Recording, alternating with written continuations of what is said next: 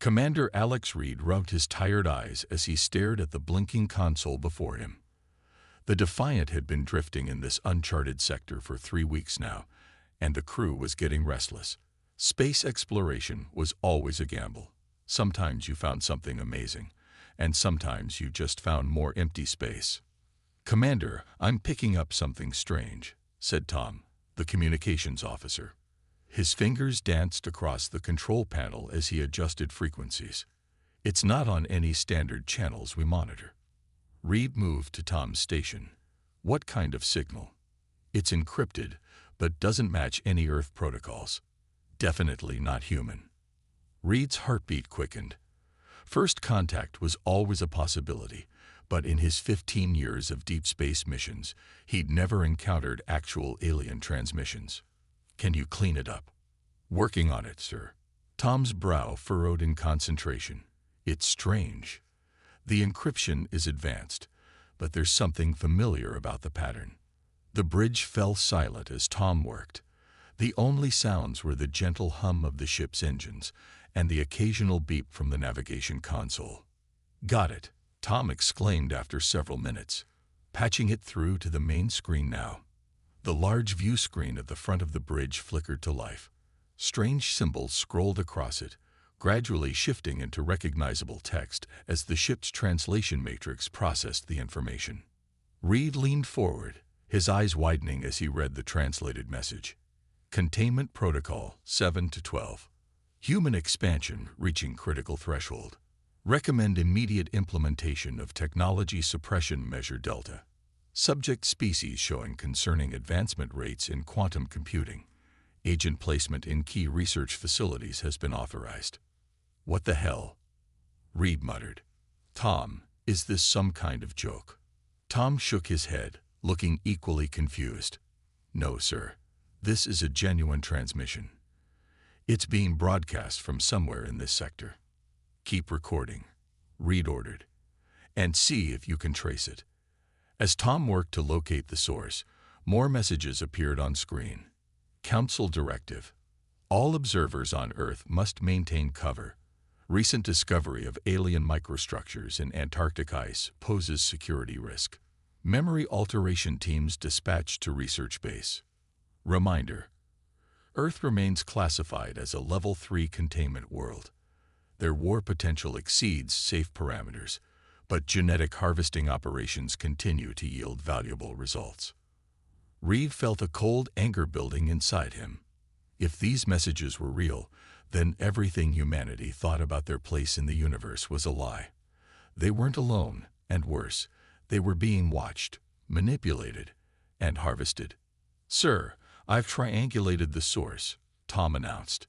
"It appears to be coming from a hidden relay station about 2 light hours from our position. Plot a course, maximum speed," Reed ordered, "and download all these transmissions. Back them up on isolated servers." The Defiant's engines roared to life as the ship changed course toward the source of the mysterious signals. Reed called an emergency meeting of his senior officers in the ship's conference room. "What we've discovered may change everything," Reed told the gathered officers as the messages scrolled on the display. "If these are legitimate, then Earth has been under observation and manipulation by an organization called the Council for who knows how long." Dr. Lisa Hayes, the ship's science officer, studied the data with a frown. "The technology they're describing, some of it is decades beyond what we currently have. But the references to quantum computing breakthroughs, those are real projects back on Earth. Projects that mysteriously hit roadblocks or lost funding," added Security Chief Mike Davis. "My brother works in quantum research. He's always complained about promising projects getting shut down for no good reason." Reed nodded grimly. "We need to get this information back to Earth immediately." When they tried to send their findings through the Defiant's quantum communication array, however, they encountered only static. "Something's jamming us," Tom reported, his face pale. "All channels, even the emergency frequencies."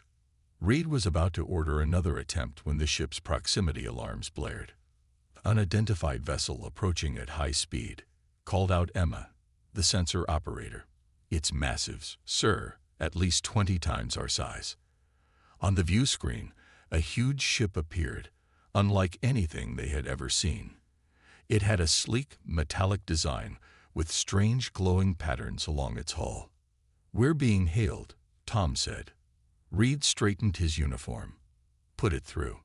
The screen changed to show a humanoid figure with pale blue skin and large dark eyes.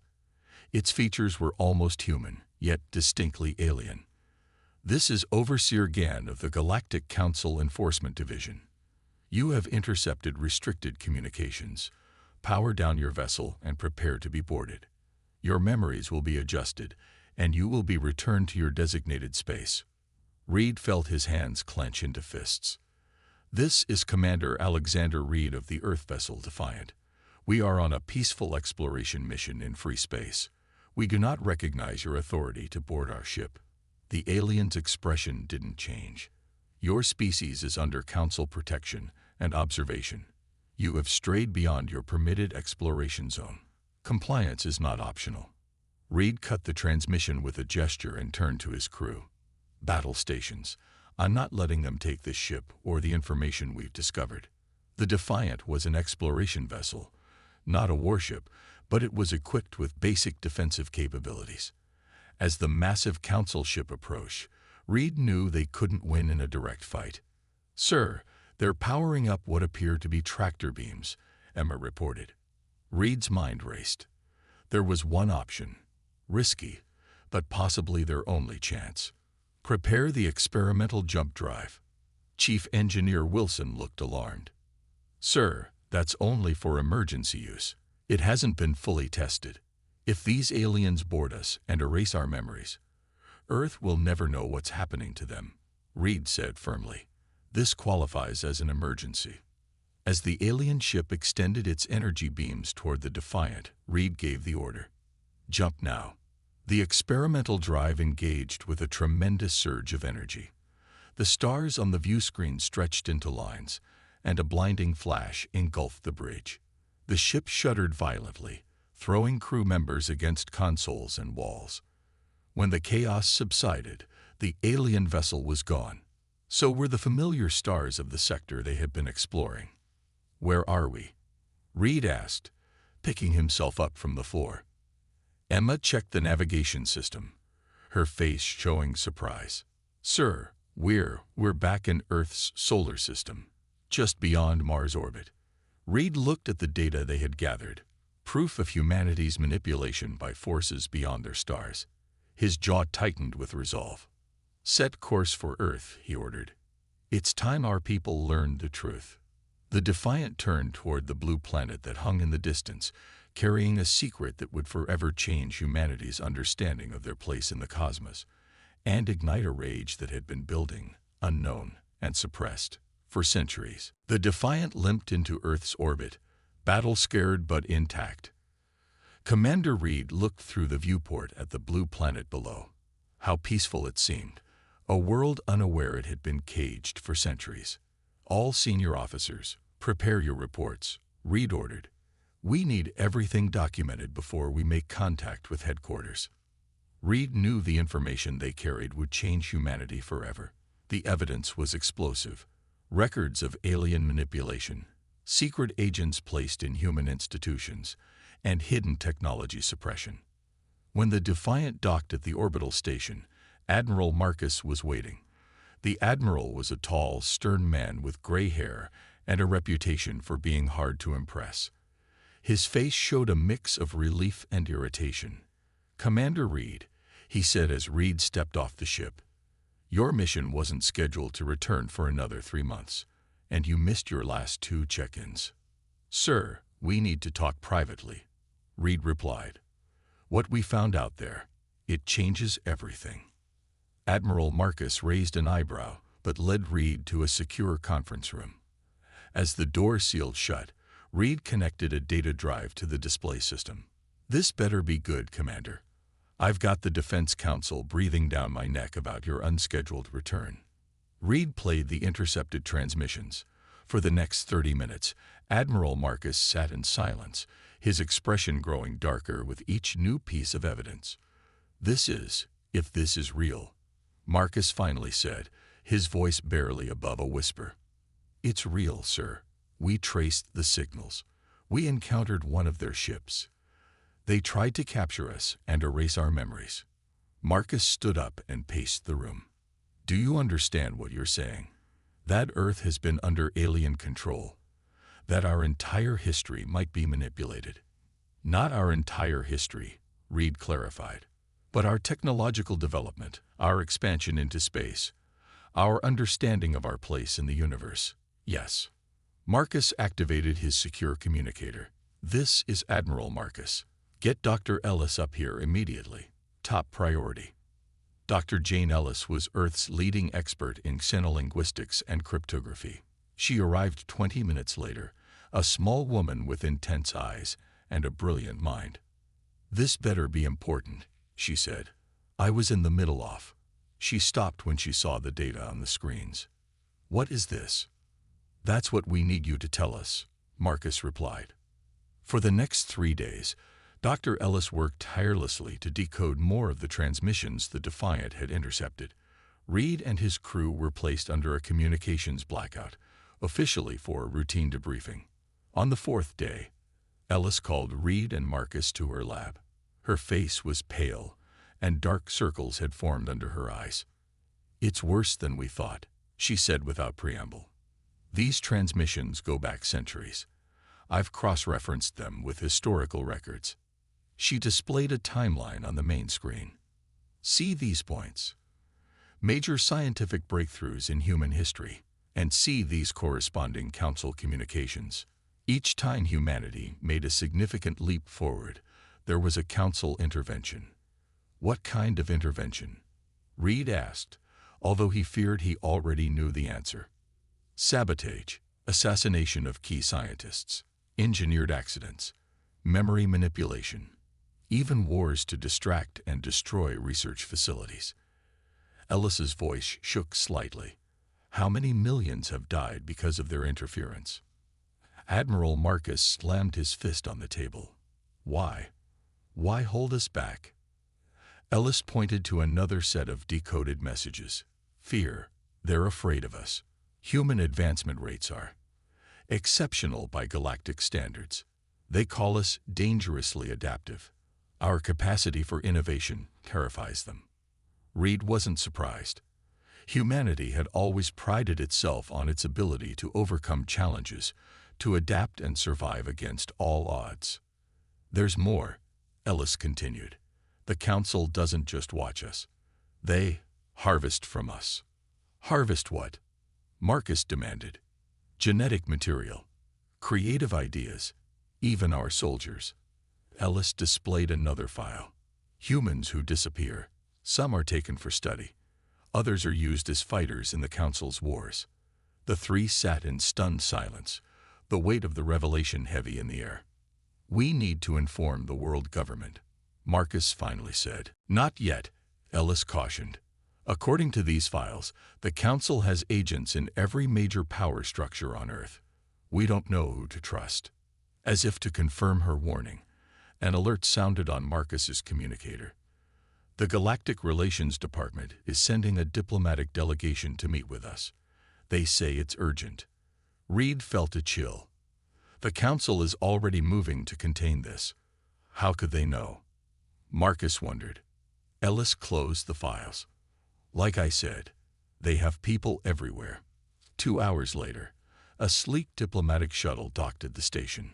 From it emerged Trell, a humanoid alien with silvery skin and a disarming smile. He was introduced as a cultural exchange officer from the Galactic Alliance, an organization Reed now knew was just a front for the Council. Admiral Marcus, Commander Reed. Trell greeted them warmly. I understand there's been some confusion regarding certain communications your vessel intercepted.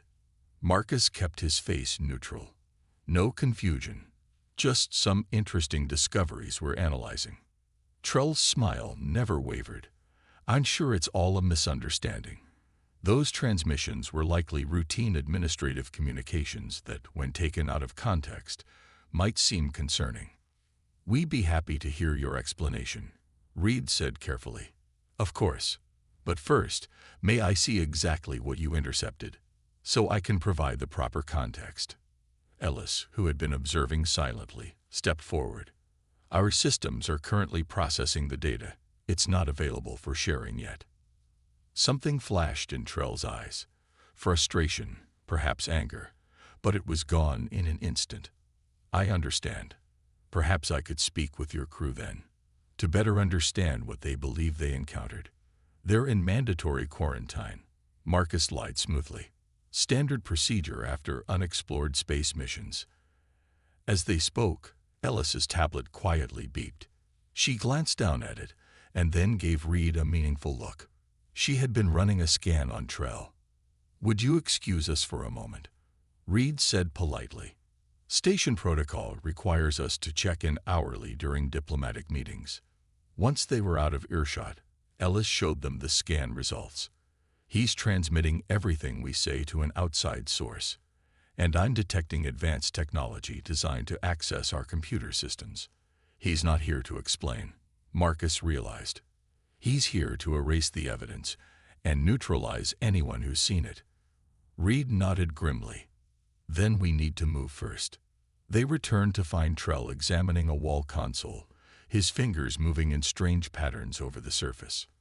I hope you don't mind, he said smoothly. I was admiring your technology. So, primitive, yet charming. We like it, Reed replied. Simple, but effective, like our security measures. On his signal, security officers entered the room. What is this? Trell demanded. Diplomat Trell, you're being detained pending investigation of espionage against Earth, Marcus announced formally. Trell's face hardened. This is a serious diplomatic mistake. The consequences will be addressed later, Reed interrupted. Right now, we have questions that need answers. As Trell was led away, Ellis turned to Reed and Marcus. We've just declared ourselves against the Council. They won't take this lightly. No, Reed agreed. But humanity has been kept in the dark long enough. It's time to bring everything into the light.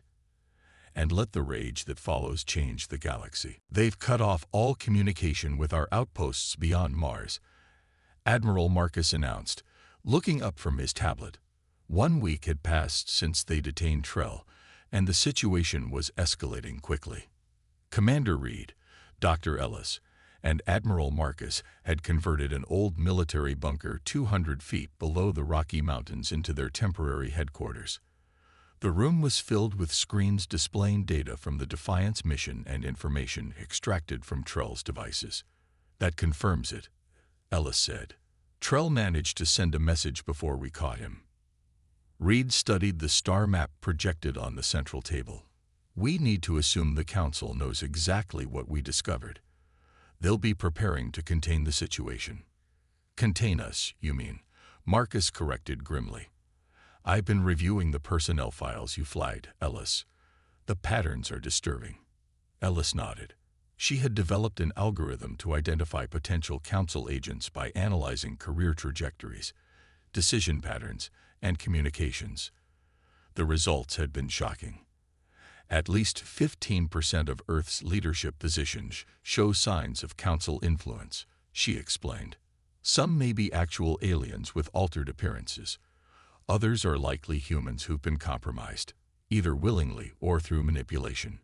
Reed pointed to several highlighted locations on the global map. The world president's chief advisor, 3 Supreme Court justices, the heads of the largest tech companies, even the director of space defense.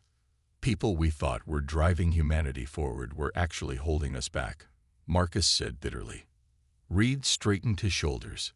Then we build our own network, people we can trust, people who will fight when they learn the truth. And so Terran Truth was born, a resistance movement dedicated to exposing the Council's manipulation and freeing humanity from alien control. Their first recruits were carefully selected, Captain Laura West, whose deep space mission had encountered strange anomalies near Neptune. Professor James Tucker, who had been ridiculed for his theories about suppressed technology. General Anna Diaz, who had lost her research team in a suspicious accident, after discovering unusual materials in a meteorite. Each new member brought skills and connections. Each was thoroughly vetted and shown the evidence. Each reacted first with disbelief, then anger, and finally resolve. Within a month, Terran Truth had cells operating on every continent and in all major space installations. They moved carefully, gathering information, identifying Council agents, and preparing for the moment when they would take action. One discovery proved particularly valuable. Professor Tucker, analyzing the data from the Defiant, identified a pattern in Council communications that suggested a hidden outpost on Mars. "It's in the Valles Marineris Canyon system," he explained, pointing to a deep gash on the Martian surface. All these transmissions route through there before heading to the outer system. Reed immediately saw the strategic importance. If we could capture that outpost intact, we could access their full communications network, Ellis finished excitedly. The mission was planned with meticulous care. Reed would lead a small team under the cover of a routine supply run to the Mars research stations. General Diaz arranged for loyal soldiers to be transferred to the security detail. Ellis prepared special equipment to breach Council systems. The Mars operation launched 2 weeks later. Reed's team approached the hidden facility during a dust storm that helped mask their movements. The outpost was disguised as a natural formation, but Tucker's instruments detected the energy signatures pulsing beneath the rocky surface. "Remember, we need their systems intact," Reed reminded the team as they prepared to breach the entrance. "Stun weapons only." The infiltration went smoothly at first. The Council had grown complacent after centuries of unopposed control. The few guards were quickly neutralized, and Ellis gained access to their central computer. But as they delved deeper into the facility, Reed's team made a discovery that left them horrified. "These aren't just communication relays," Ellis whispered, staring at the rows of tanks lining the walls of a massive underground chamber. Each tank contained a floating human form, connected to complex machinery. "What is this?" Reed asked, his voice tight with anger. Ellis studied the nearby console. "According to this, they're extractors. These people are being used to harvest something called combat instinct patterns and creative problem-solving matrices. They're stealing the very things that make us human," General Diaz said, disgust evident in her voice. Reed moved closer to one of the tanks. The man inside appeared to be in his 30s. A small display showed he had been there for over 7 years. "Can we free them?" Reed asked. Ellis studied the controls. "Not immediately. The system is designed to kill them if improperly disconnected. We need time to figure this out." But time was exactly what they didn't have. Alarms suddenly blared throughout the facility. "We've been detected," Diaz warned, checking her tactical display. "Defense systems activating." "Download everything you can," Reed ordered Ellis. "We're leaving in 5 minutes with or without the complete data." As Ellis worked frantically to extract information from the Council systems, Reed and Diaz prepared defenses against the security protocols activating around them. "Look at this," Ellis called out suddenly. "It's not just Earth. There are dozens of worlds under containment protocols. Species being studied, controlled, harvested, some for thousands of years." Reed felt a chill. The Council's manipulation was far more extensive than they had imagined. "Got everything I can," Ellis announced, disconnecting her devices as the facility's lights flickered, including location data for other Council installations in our system. They fought their way back to their ship, barely escaping as the facility's self-destruct sequence engaged. As they broke through Mars' thin atmosphere, Reed watched the massive explosion that obliterated the canyon outpost. "We lost the physical evidence," he said grimly. "But we gained something more valuable," Ellis replied, holding up the data storage device. "The truth about the Council's entire operation in our system, and beyond." Back on Earth, Terran Truth analyzed the new information. The revelations were staggering. Humans had been used as soldiers in Council wars against other species. Millions had been taken over centuries, their memories altered, their bodies enhanced, and their natural combat abilities exploited. The Council feared humanity's potential yet coveted their unique abilities. According to these records, human fighters are considered the most effective shock troops in the galaxy, Dias reported during the emergency meeting. Our adaptability, aggression, and problem-solving under pressure make us ideal for combat.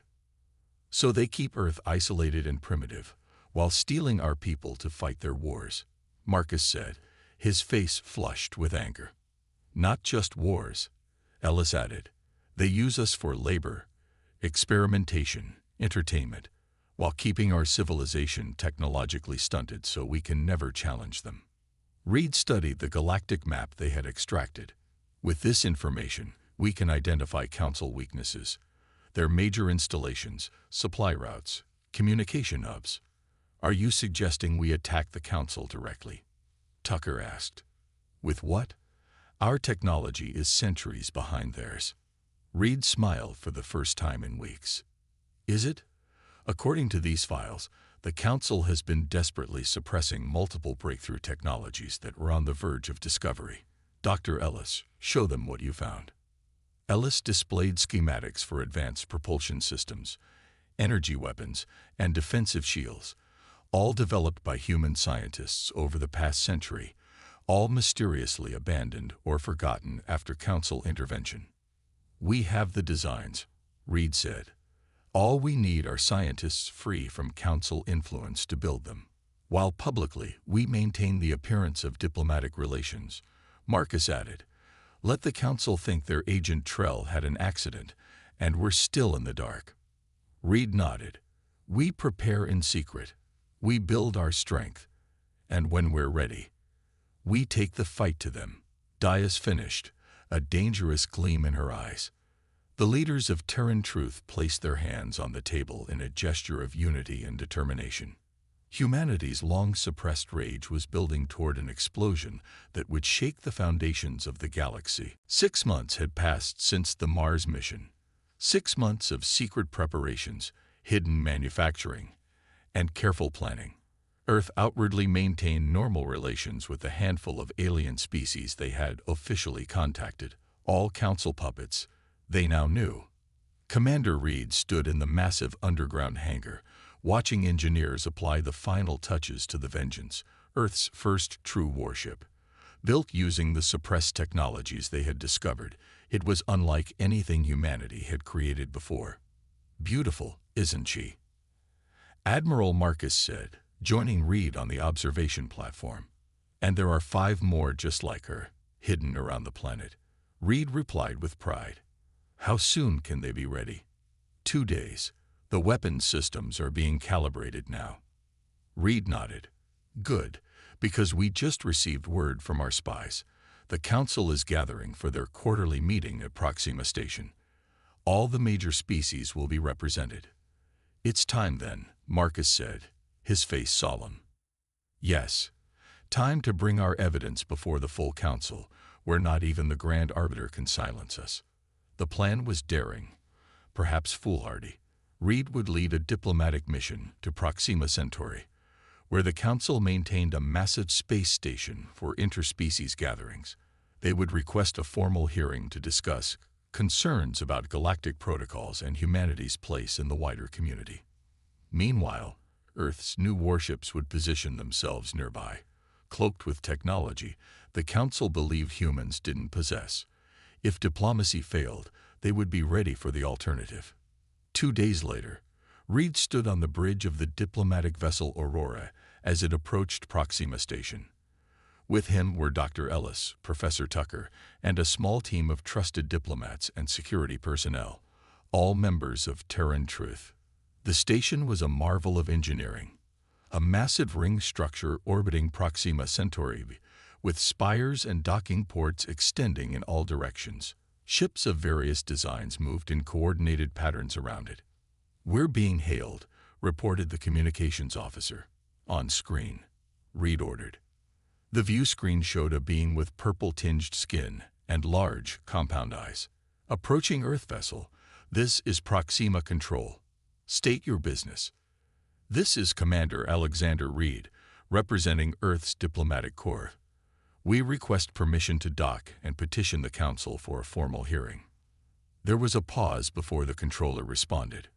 Earth has not scheduled any official Council appearance. Your request is irregular.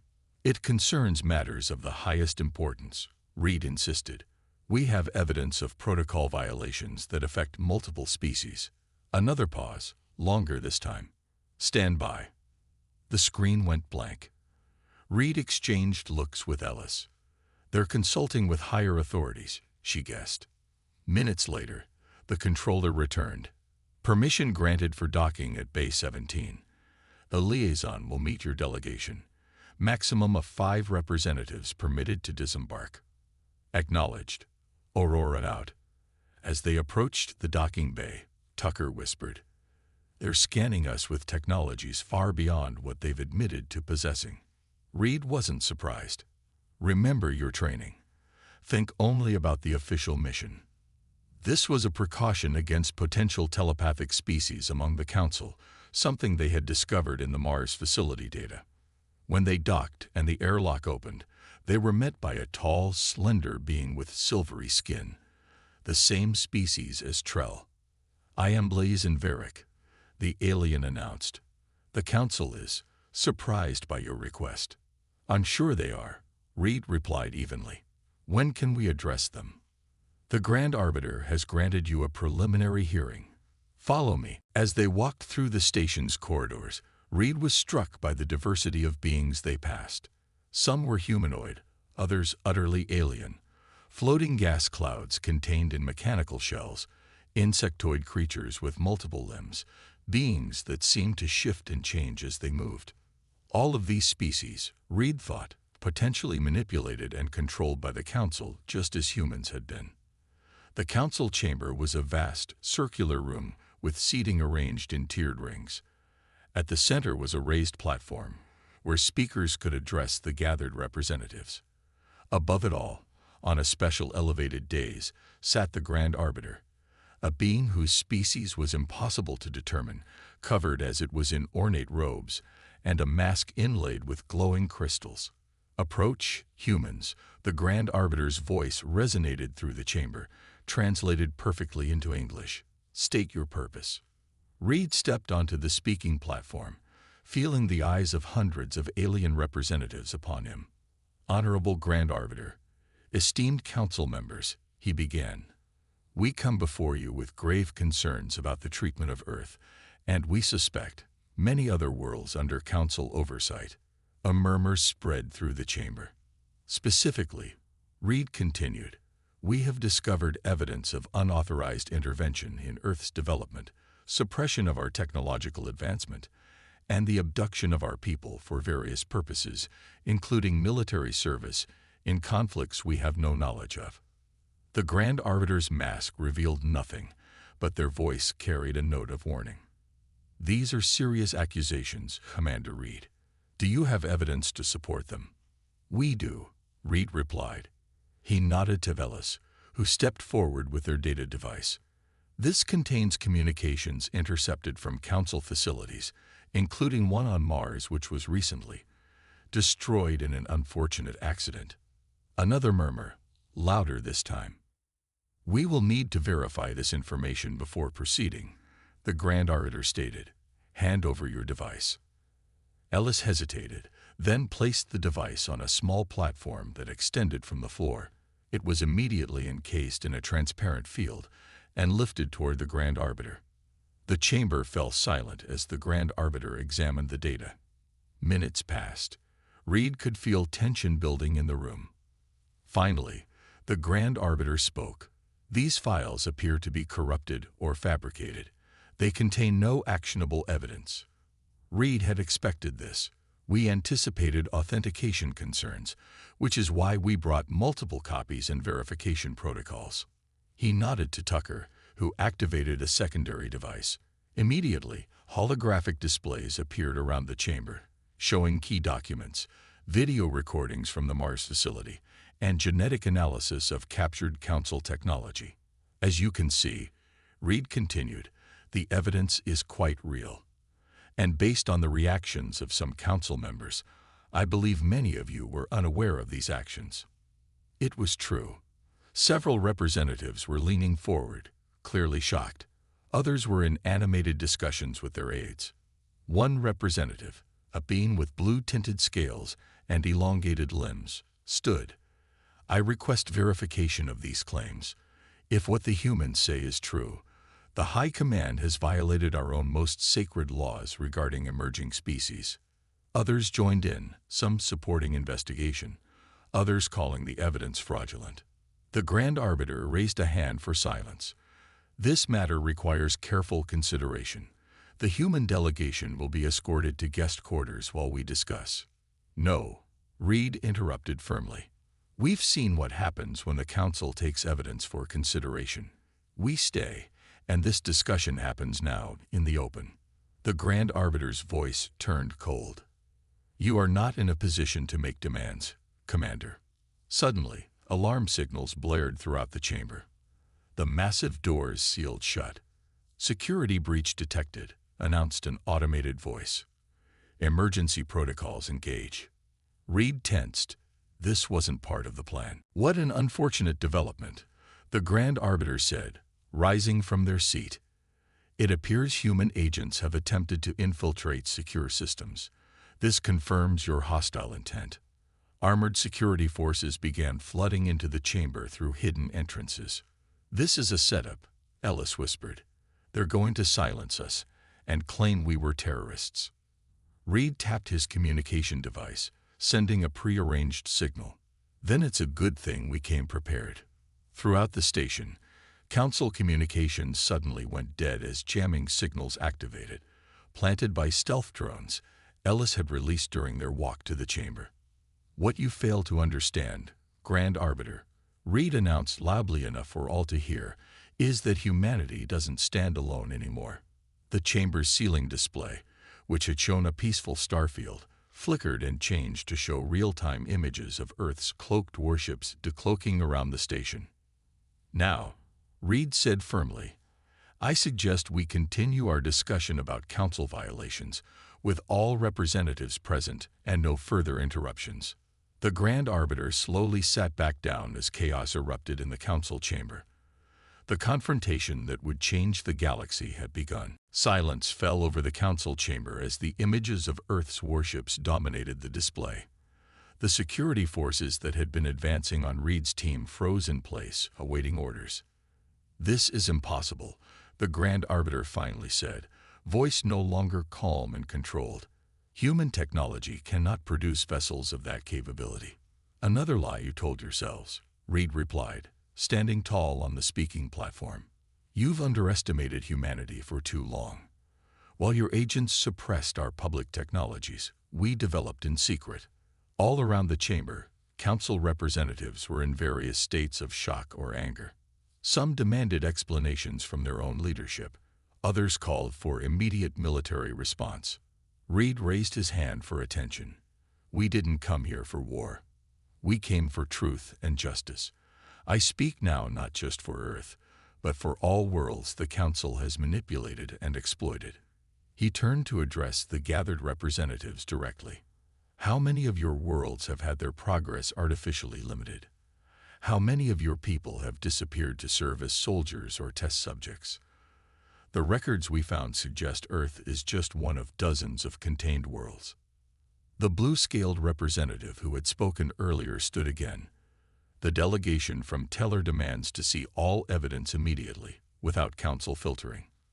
Others joined in, their voices growing louder. The Grand Arbiter tried to restore order, but the carefully maintained control was slipping away. Dr. Ellis stepped forward, activating a more detailed display. These are the containment protocols for 27 worlds, including Teller, Vosh, and Naren.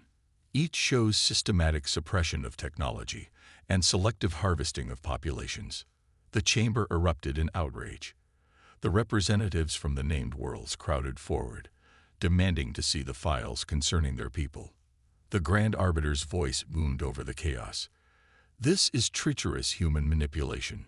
They seek to divide us with falsified.